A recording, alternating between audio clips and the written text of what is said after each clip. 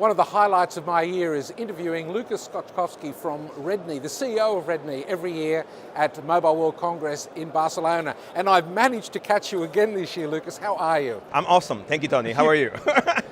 This year it's all about digital service providers and digital services, but what does it actually mean for a communication service provider to become a digital service provider? I think they've been there all along, but I think it is about how they engage subscribers. So I think what it is when I talk to our customers, they say, we want to be more like Uber, which is really about applications to help subscribers interact with them, to be able to have more control about their services, selecting, being in charge, really simplifying customer care, really simplifying how they buy services, and increasing number of capabilities that they offer to their subscribers. But this means bringing in a whole lot of new products and services at a very rapid rollout time. Are they capable of doing that at the moment? I think they have what it takes, but it is about a couple of things. They need to change technology. It is more about platforms as opposed to service frameworks. I think it is more mindset change as well, not only technology change. And it is, I think, some of the service providers are very effective at doing it. I think some others are probably still trying to wrap their head around it. So. And of course, if they're going to become a digital service provider, they're going to have to generate revenue from those new services, and it impacts their BSS systems, particularly in the background. How are they coping with that? Are their existing systems able to move forward?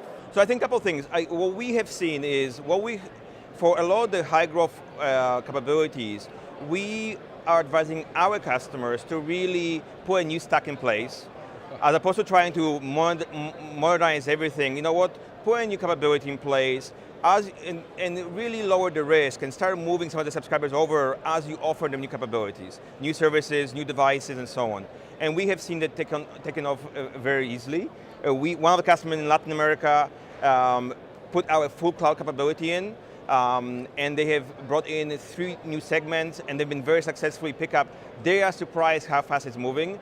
Another customer, tier 1 in Asia Pacific, they're now adding 800,000 subscribers a month on our digital platform. And what we have found is, it's a very different mindset from operations, how they deployed it, and how we can scale it.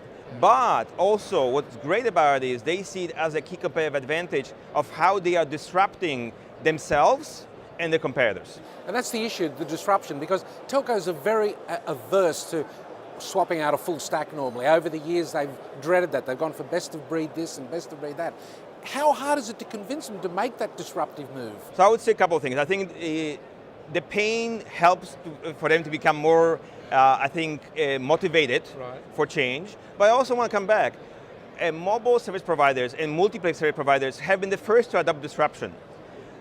And it goes in cycles, right? And I think from our perspective is, as our market matures and evolves, it is bound to get disrupted. And the question becomes, either we move or we get moved on. So I think what we're excited about is the customers we got a chance to work with are really making a difference, and they are taking it, and if they're not convinced of doing it up for a big investment, what they are driving is, let's do it as a cloud capability. Let's do it pay as we go. Yep. Let's partner to make it happen. And we have seen that we can make progress, but it does require, there's probably a handful of really partner vendors that can work with the operators to make it happen. Now, you've had a few acquisitions over the past couple of years, and they're rolled into the big organization now. How have they helped you to address the new digital services market? So, a very good question. So a couple of things. We obviously been able to, number 1, address bigger tier 1 service providers. Number 2, we've really, with the Orga system acquisition last year, we've been able to bring forward our product catalog, order management capability, really fill in some of the BSS and OSS things that we want to bring to multi-play offerings. Yes. And I think what we've done also is we really evolved the IoT offering, simplified it, made it more attractive, and also made it more cost-effective to enterprise players. So now we have, energy companies as our customers, automotive, so BMW, cars, right? Yes. We also are very much involved in smart cities. Right. So from our perspective, I think we're today more relevant than we've ever been before.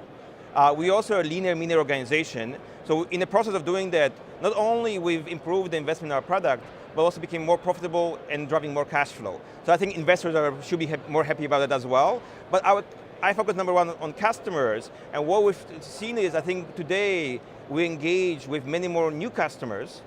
We added last year 45 customers through acquisitions, 5 new customers organically. Yes. I see a great opportunity moving forward of how we can continue to make that happen. Well, you're in the right place at the right time, so we wish you the best of luck. And next year, I want to hear what the results are. Excellent. Thank you, Tony. Thanks, Lucas. Yeah.